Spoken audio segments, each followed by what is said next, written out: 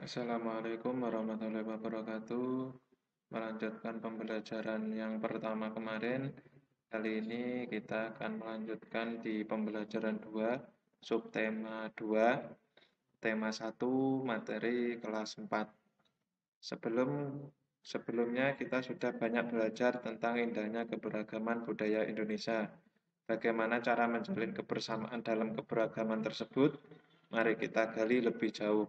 Kan di pembelajaran sebelumnya kita sudah banyak belajar tentang indahnya keberagaman budaya di Indonesia. Ada rumah adat, ada tarian, ada banyak sekali. Selanjutnya, mari kita membaca Tong Sampah Gotong Royong. Bagaimana ceritanya? Ini saya bacakan. Ada yang berbeda setelah senam pagi pada hari Minggu ini. Warga berkumpul dengan berbagai peralatan dan perlengkapan di lapangan kampung. Beberapa drum kosong, bilah-bilah bambu, karung plastik bekas, dan ember bekas tersusun di pojok kiri lapangan. Di pojok lain, terlihat tumpukan kaleng cat, kuas, wadah cat, dan beberapa peralatan lain. Apa yang akan dikerjakan oleh warga hari ini? Nah, ini ada banyak cat, ada banyak kuas, wadah cat, ada ember bekas. Nah, ini masyarakat ini mau apa yang dikerjakan? Kita lanjutkan. Pagi hari Pak Made dan keluarganya harus melakukan ibadah pagi terlebih dahulu di pura. Sementara itu, warga bekerja sejak pagi bergotong royong menyiapkan tempat sampah baru. Udin, Siti, dan Edo membantu Pak Ismail dan beberapa warga lain menganyam bilah-bilah bambu menjadi keranjang sampah. Keranjang ini akan menjadi tempat sampah kebun, seperti daun-daun kering, batang, dan buah yang berjatuhan di bawah pohon. Jadi ini merupakan sampah organik. Lani memilih untuk membantu warga yang memoleskan cat dasar putih pada ember dan drum bekas. Ada juga warga yang menambah lubang-lubang di karung-karung plastik bekas agar nantinya bisa dipakai kembali menjadi tempat sampah kering. Kira-kira pukul 10, Pak Made, ini berarti kalau tadi beribadah di pura berarti agamanya adalah agama Hindu. Tong-tong sampah baru siap dihias. Pak Made, Ibu Made, dan Dayu berkeliling membuat pola hiasan di tempat-tempat sampah baru. Lani turut membantu Dayu. Setelahnya, warga bergotong royong mengecat dan memperindah hiasan tempat sampah. Kalau tadi diberi warna dasar putih, ini diberi cat dan diberi hiasan. Sebelum matahari meninggi, sudah ada 12 tempat sampah baru yang dihasilkan warga secara bergotong royong. Drum bekas, ember bekas, karung plastik, keranjang anyam sudah berubah menjadi tempat sampah yang cantik. Nah, dari ini yang bekas menjadi seperti ini. Ayo berdiskusi. Berdasarkan tes yang kamu baca, isilah grafik berikut keberagaman. Dan dari bacaan tadi, keberagaman apa yang ada? Itu ada banyak tadi keberagamannya, silahkan ditulis. Kerjasama yang dilakukan dalam cerita tadi apa bentuk kerjasamanya? Sedangkan manfaat kerjasama, apa yang kalian ketahui tentang manfaat kerjasama dari membaca cerita di atas tadi? Setelah kamu mengisi grafik di atas, diskusikan pertanyaan berikut dengan temanmu. Apa itu kerjasama? Apa yang kalian ketahui tentang kerjasama? Apa manfaat kerjasama? Manfaatnya apa? Yang nomor 3, bagaimana cara kita supaya bisa bekerja sama dalam keberagaman?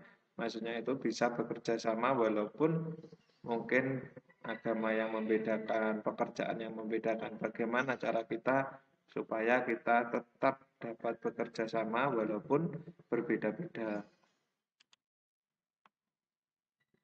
Ini ada penjelasan kerjasama merupakan, sebentar, kerjasama merupakan usaha yang dilakukan oleh beberapa orang untuk mencapai tujuan bersama. Jadi kalau kerjasama itu berarti intinya usaha yang dilakukan oleh beberapa orang. Kalau hanya satu orang namanya bukan bekerja sama. Jadi kerjasama itu pasti dilakukan oleh lebih dari satu orang. Bagaimana dengan warga di daerahmu? Apakah sudah bekerja sama dalam keberagaman atau belum?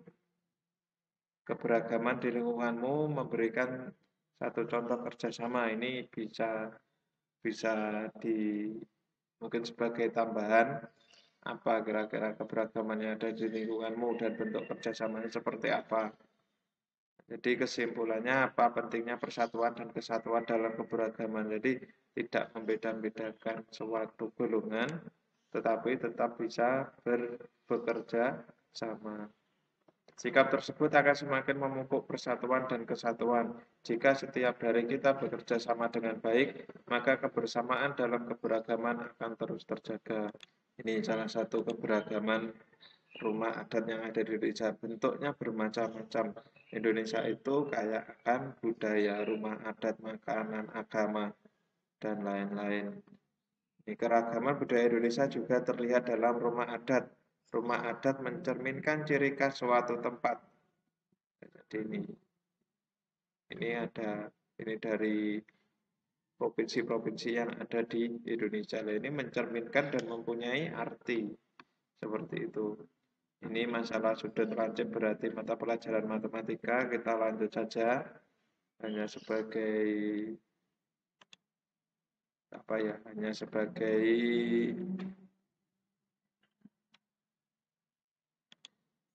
sebagai tambahan wawasan saja. Ini jenis-jenis sudut. Ada sudut siku-siku, sudut lancip, bentuknya seperti ini. Tapi ini tidak dipelajari hanya sebagai wawasan. Nanti di pelajaran matematika ada sendiri tentang sudut. Jadi ini hanya wawasan saja. Ada sudut tumpul untuk mengukur menggunakan busur ini. Ini mengukur besar sudut. Nanti ini di mata pelajaran matematika ada sendiri. Selanjutnya masih ingat ini tarian apa? Formasi gerakan B. Ini tarian kemarin Bengong Jempa. Sekarang kamu akan berlatih menarikan dengan menggunakan formasi. Ini formasi horizontal berarti lurus, formasi gerakan A. Formasi gerakan B seperti huruf V.